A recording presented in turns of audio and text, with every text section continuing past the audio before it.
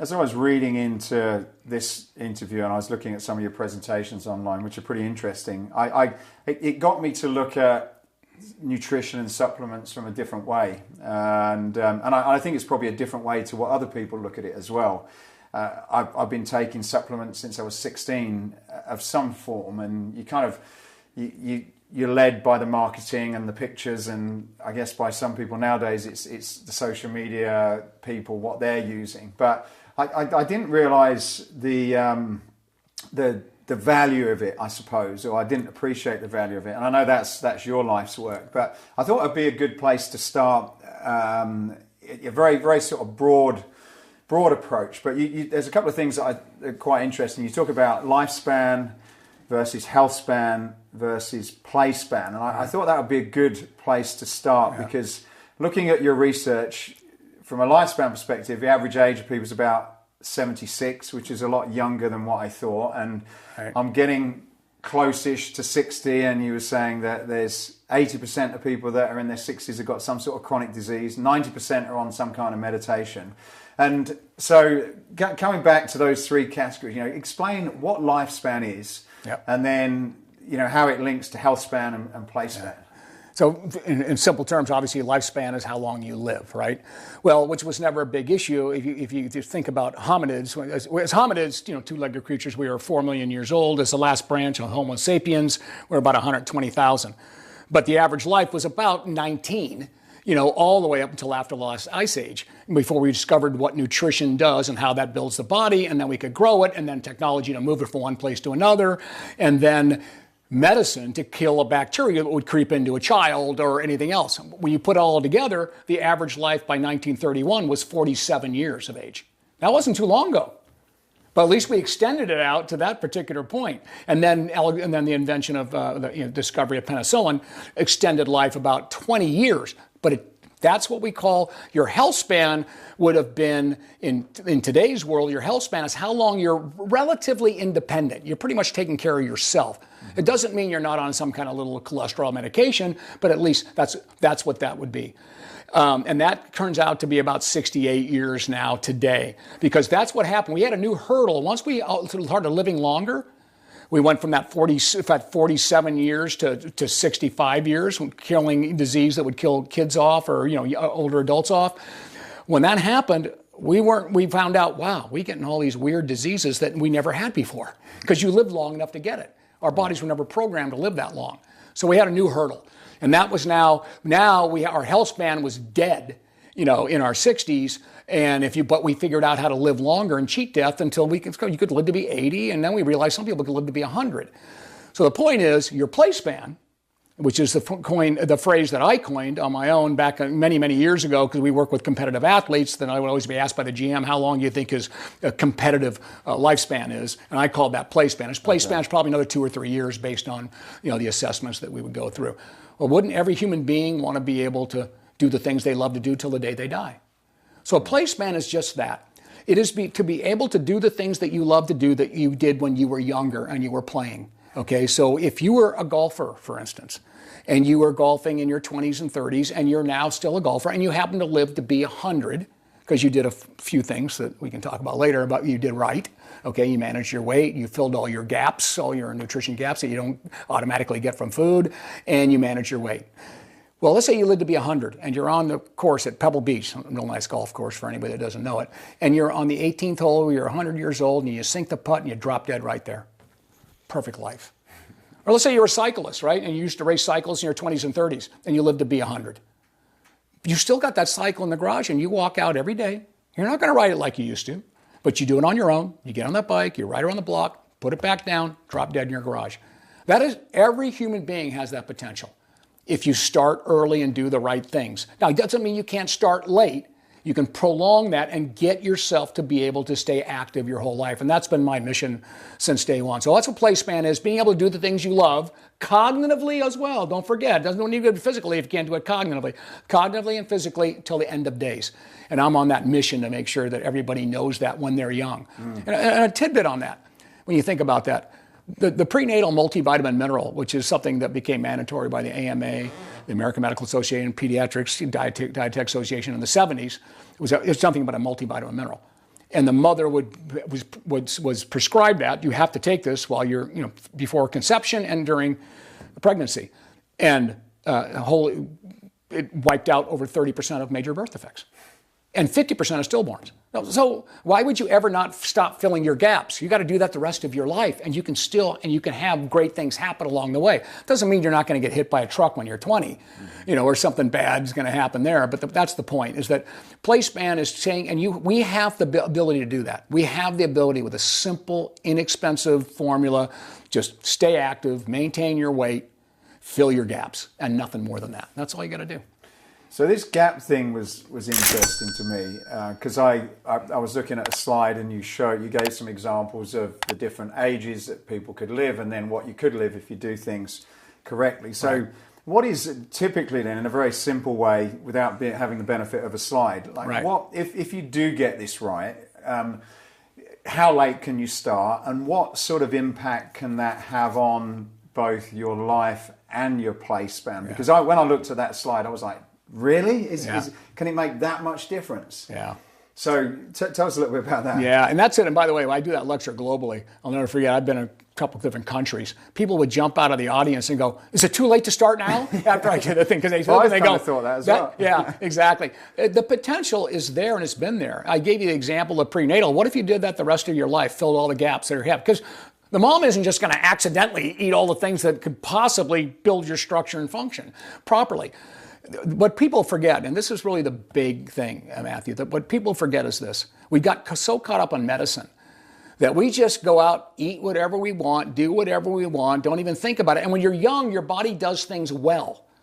But as soon as you get past puberty, what people don't realize, old age sets in right after puberty. So that's age 16, 17. Don't forget, the average person died at 19 back in the day for 4 million years. So we don't even know what to do. And the older you get, the more restrictive, the more resistance you have against nutrition and like protein. So as you know, both my sons are pro athletes, and they both are, do twice the amount of work I do, right? I'm half their size. I need twice the protein.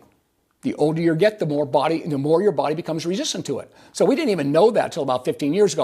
All the athletes just did it automatically, but scientists didn't know that.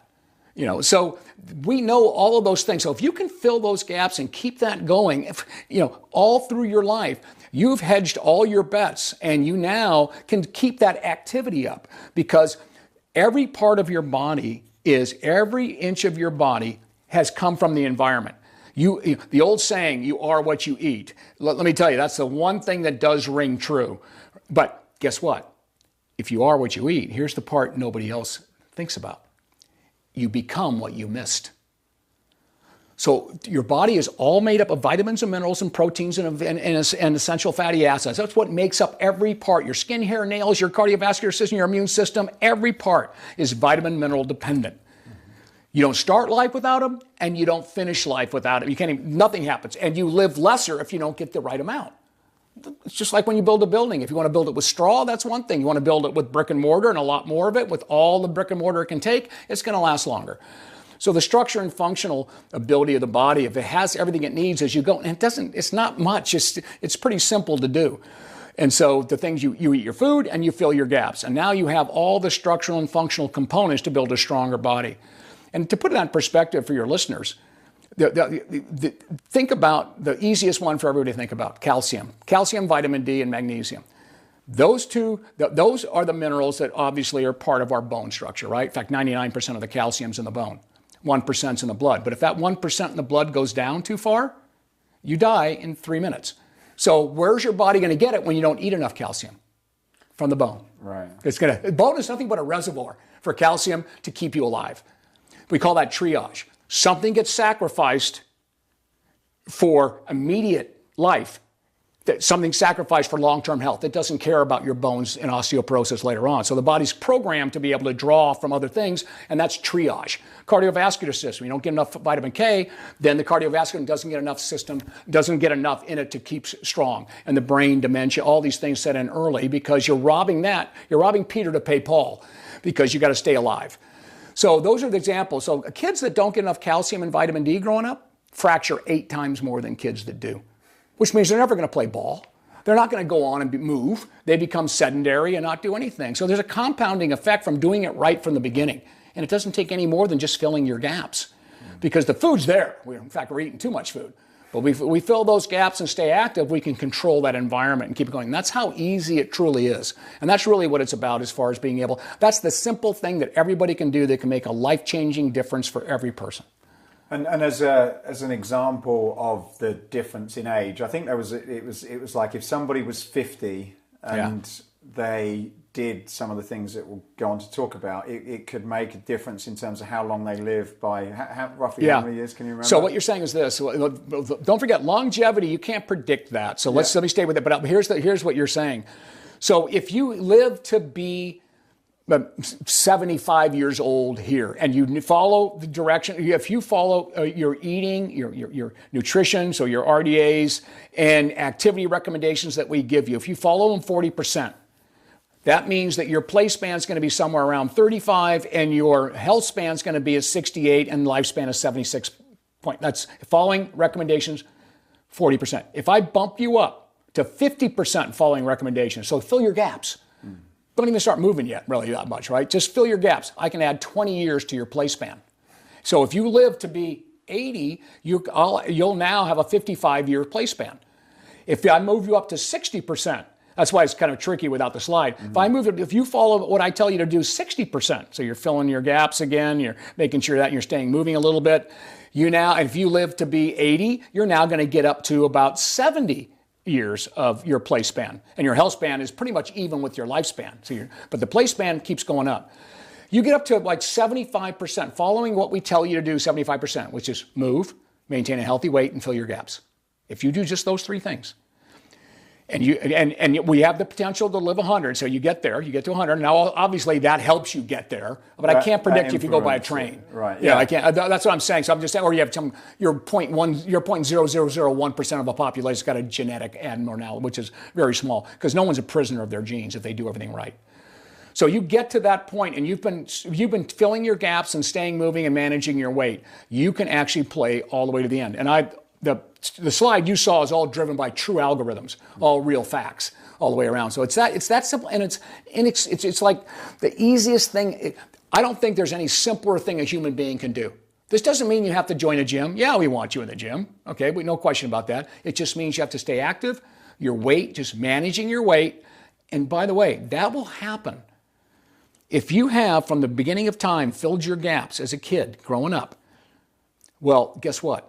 You're going to stay active, and you want to do all the right things, because it's a compounding effect. One good turns into another. Once you get overweight, once you end up with some excuses not to move, whether it be a fracture or something like that, then things start going the other way. So those are all preventable.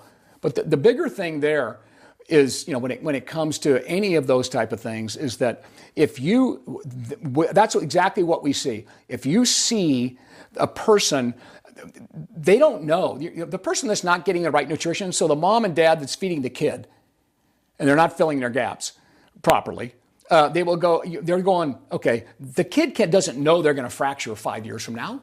It's an insidious, it's a starting point you don't know. So it's an insidious progression that will manifest later on as a fracture or sickness or stress or appetite out of control or overweight.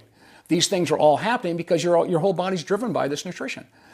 For some reason, we think medicine drives our body. Medicine only fixes it after the fact. And you've heard me say this before. We live in a disease care model, not a health care model.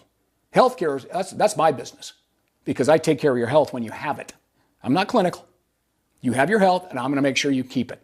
Right? And that's what my job is. And when something goes wrong because you get something, strange, obviously that's when you go to a doctor, or you're an athlete like me, you fall off your horse and you need your shoulder surgery, that's when you go to a doc. But you can prevent so many things from happening. Like all the cholesterol, diabetes, these are all almost 100% preventable.